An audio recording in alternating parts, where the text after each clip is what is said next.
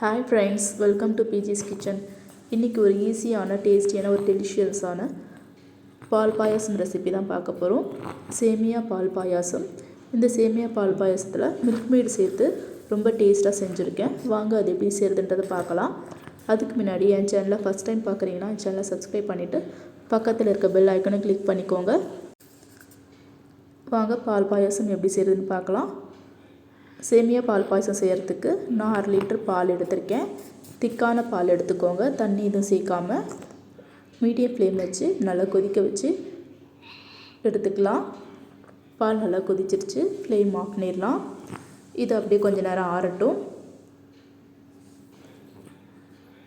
Next பேனில் 2 spoon நெய் சேர்த்துக்கலாம். நெய் சேர்த்துட்டு நான் ஒரு 20 முந்திரி எடுத்திருக்கேன், 10 திராட்சை எடுத்திருக்கேன். முந்திரியும் திராட்சையும் நல்லா செவக்க வறுத்து எடுத்துக்கலாம். மீடியம் ஃப்ளேம் வச்சு நல்லா செவக்க வறுத்து எடுத்துக்கோங்க.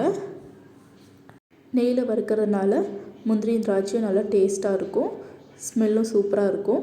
பாயசத்தில் நல்லா வறுத்தாச்சு. அதை ஒரு பிளேட்டில் எடுத்து வச்சுக்கலாம். அதே கடாயில் 1 கப் சேமியா சேர்த்துக்கலாம். இது பாயாசம் சேமியா. சேமியாவை நல்லா கலர் சேஞ்ச் ஆகிற வரைக்கும் வறுத்து எடுத்துக்கலாம். மீடியம் ஃப்ளேமில் வச்சு வறுத்து எடுத்துக்கோங்க. ஹை ஃப்ளேமில் வச்சிங்கன்னா சீக்கிரமாக கரிஞ்சிரும். நல்லா கலர் சேஞ்ச் ஆகிற வரைக்கும் வறுத்து எடுத்தாச்சு. நெக்ஸ்ட் காய்ச்சி வச்சுருக்க பாலை ஃபுல்லாக சேர்த்துருங்க. சேர்த்துட்டு ஒரு நல்லா மிக்ஸ் பண்ணி விட்டுக்கோங்க. இது ஒரு 3 நிமிஷத்துலேருந்து 5 நிமிஷம் அப்படியே கொதிக்கட்டும். நல்லா கொதித்து வரும்.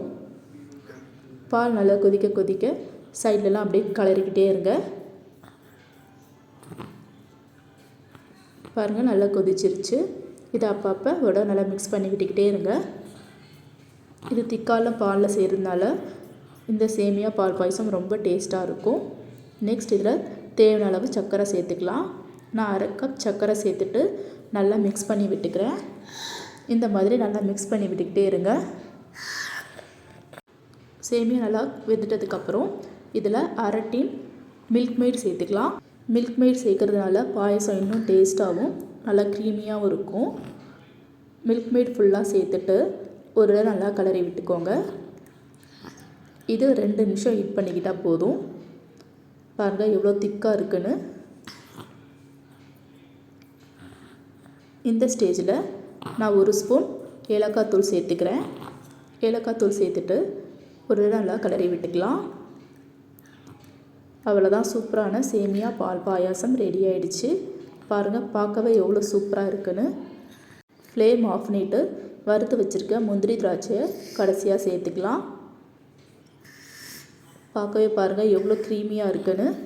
டேஸ்ட்டும் செமையாக இருக்கும். நீங்களும் இந்த மாதிரி இதோட செஞ்சு ட்ரை பண்ணி பாருங்கள். எப்பவும் ஒரே மாதிரி செய்யாமல் இந்த மாதிரி மில்க் மேட் சேர்த்து ஒரு தடவையாவது செஞ்சு பாருங்கள். டேஸ்ட்டு செமையாக இருக்கும்.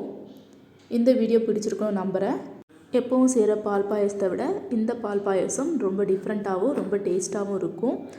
இந்த வீடியோ பிடிச்சிருந்தால் என் சேனலை லைக் பண்ணுங்கள், ஷேர் பண்ணுங்கள், கமெண்ட் பண்ணுங்கள். மறக்காமல் பிஜிஸ் கிச்சனுக்கு சப்போர்ட் பண்ணுங்கள். என் சேனலை சப்ஸ்கிரைப் பண்ணிவிட்டு பக்கத்தில் இருக்க பெல் ஐக்கனும் கிளிக் பண்ணிக்கோங்க. அப்போ தான் நான் போடுற வீடியோஸ் எல்லாம் நோட்டிஃபிகேஷனாக வரும். தேங்க்ஸ் ஃபார் வாட்சிங்.